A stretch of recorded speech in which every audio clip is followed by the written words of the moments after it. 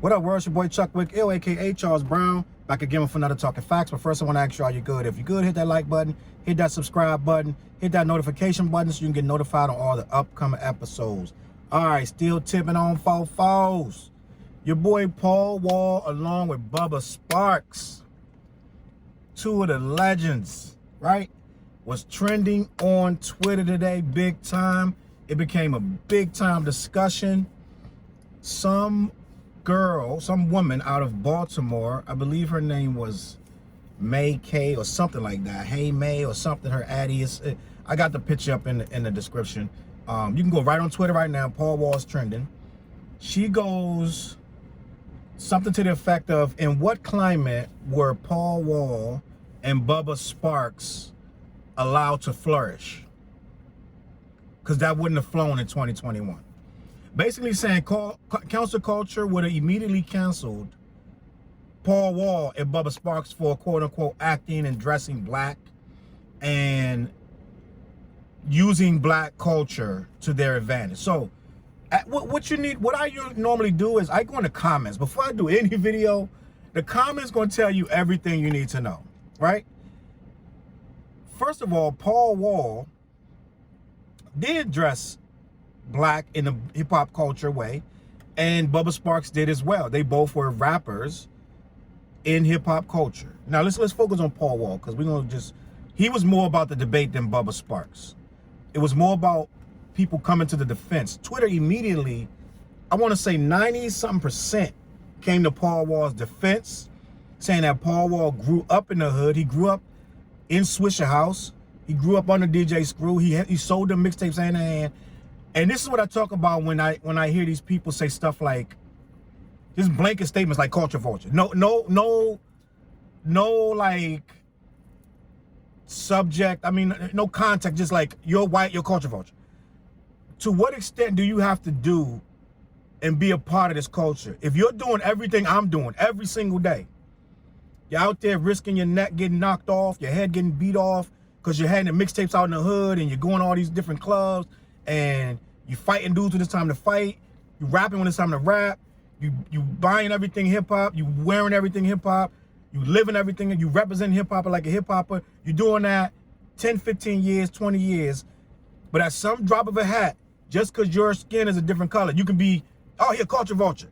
He's appropriating our culture. You know what I'm saying? So it's like, what do I gotta do if I have a different skin color to at some point be like, oh yeah, he down? So what the girl is basically trying to say is, because they were acting and dressing quote unquote black, they shouldn't have been involved, and they shouldn't have been allowed to flourish in the hip hop culture. And not only that, the culture today wouldn't have allowed them to. And so I went in the comments and I'm like, okay, let me see what the comments got to say. And one of the comments was like, whoa, Vicky and Bad Baby, right? Both have albums on iTunes. Literally right now in this culture. Rapping. Two little white girls. Damn near barely out of their teens. Rapping, making mad money. Iggy's here. We forgot about Iggy. Iggy Azalea's here, right? Jack Harlow. It's a lot of these people, right? So, Lil Dicky, rapping. Even Lil Dicky says he raps in a black-ish type of voice when he actually raps. He said it on the last episode when he was on there with Kareem Abdul-Jabbar. He uses a blackish accent. Is that not appropriating it? So what I'm saying is, Paul Wall put in enough work. We loved Paul Wall's music. It wasn't like, oh, because we were so screwed up in the 90s, early 2000s, that we couldn't see it for what it was. Like, it's really a dig at us. It's less of a dig at Paul Wall and Bubba Sparks as it is a dig at the people who were in them eras and let them flourish. She basically was saying, what was y'all doing? Right? Like, I get a lot of people, young people, question a lot of stuff we did back then. And that's a whole other topic that I don't even have the time to get in. Because like when I talk to my niece, right? She's like 12. And she acts like we screwed up the whole planet.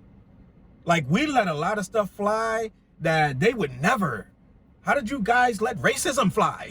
Like we did it. Like, why weren't you guys doing more? Like, we were just twiddling our thumbs. Like, we didn't invent protesting, and we didn't follow up with the like the civil rights movement happened, and then we didn't do anything. And now they got to come and save it, right? So that's what she's basically saying. She's like, where were you guys when you let Paul Wall put on these big jeans, this baggy shirt, and put gold fronts in his mouth and chain on, and talk about tipping on fofos and all this stuff? Where was you at? She basically calling us out. And what the internet is telling her, nah, chick, I don't know where you from. She's from Baltimore, Maryland. And the internet is like, I know this is for likes or whatever, but end of the day, we rock with Paul Wall right now. Paul Wall got a pass to the cookout. He got an invite. Paul Wall good out here. So what she didn't understand, what she thought it was a hot take that she was gonna kill the game. When she got what she wanted, a lot of people retweeted it, but a lot of people came at her, right? And I went on there and I'm like, yo, like, I don't know what you thought was gonna happen with this, but at the end of the day, Paul Wall gets much love out here. Bubba Sparks get love too, right? But he don't get the love Paul Wall get. Paul Wall to this day can tour and get love. He probably get more. I noticed that I wasn't following him. I followed him. He probably got more followers from that tweet than he did before she tweeted it, right?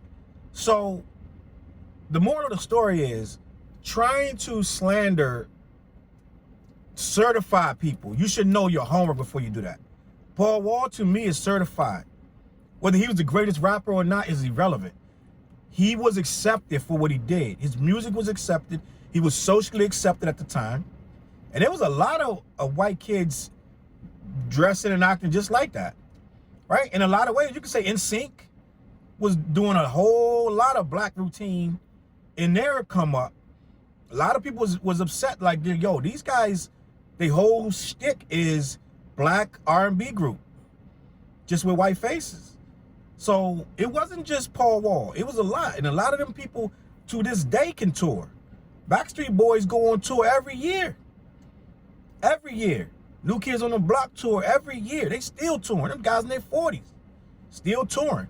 So I don't know what this chick thought was going to happen, but it didn't work out like that. And Paul Wall and a lot of other white rappers deserve the respect they got. They earned it. You're not going to take it in a random tweet. All of a sudden now you know better than we did. No. You need to go handle Bad Barbie and Bad Baby and Whoa Vicky and all these other people. It's quite a few I can name. Quite a few I can name right now. Go deal with Lil Peep and not Lil Pump. What's the other? The little one that didn't like Tupac for a little while, or Lil Zane. Go deal with these guys, right? Before you try to make it like your generation got it all figured out, and y'all don't go for this and that, right? Let me know what y'all think in the comments, man. Is this chick out of line, or did we mess up? Did we let Paul Wall in without consulting with the whole caucus? You know what I'm saying? Like, I don't care really what you say. Paul Wall good with me. I ain't tripping off what you feel. He dressed like we dressed because he was down with us. He was a part of us. And then, believe it or not, this thing that you love called hip hop ain't just black only. It's a lot of people put their hands in this. A lot of races and cultures advanced this thing to where you heard it.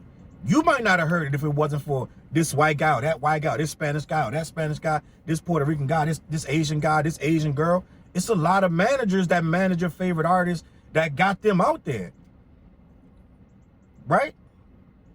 A white lady got Cash Money, the $10 million that they freaking blew up with, that you heard all the Cash Money records, now you love Cash Money. Wendy Day put Birdman on. Little white lady put Birdman on, and that's how you got your Lil Wayne, and you got your Birdman and your Manny Fresh and all that. So before you start talking about how black your culture is, some of your heroes needed help from white people. And I'm gonna leave it at that. Put what you think in the comments, how you feel about this. Did Paul Wall appropriate black music and black culture? Or is it he did enough to be included in it? Let me know what you think in the comments. Hit the like button, hit the subscribe button, hit that notification button. CLBMG.com. Prodigal Icons is out. BUGZY Black is out. 4 Eyes, Ali, the Terror. I'm gonna catch y'all on the flip side. Peace.